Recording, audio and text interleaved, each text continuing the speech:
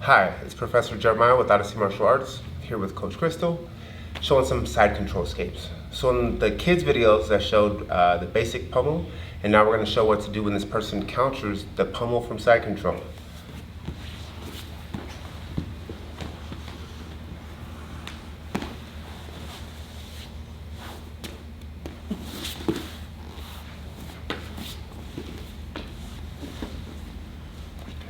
So, some key details.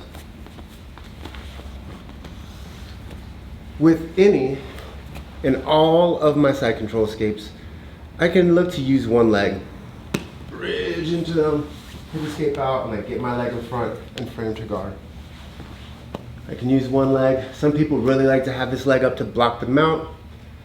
It's now my favorite tactic because it makes it a little bit harder to move them. So if they're much bigger than you, it could be hard for you to create any kind of space with one foot.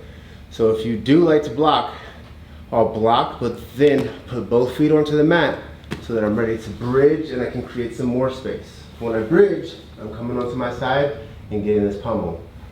Once she starts to shut this pummel down and maybe even come over my head, I don't want to try to pull my arms through. I bridge my hips and I turn myself down so I can build a base. And here I'll circle, circle.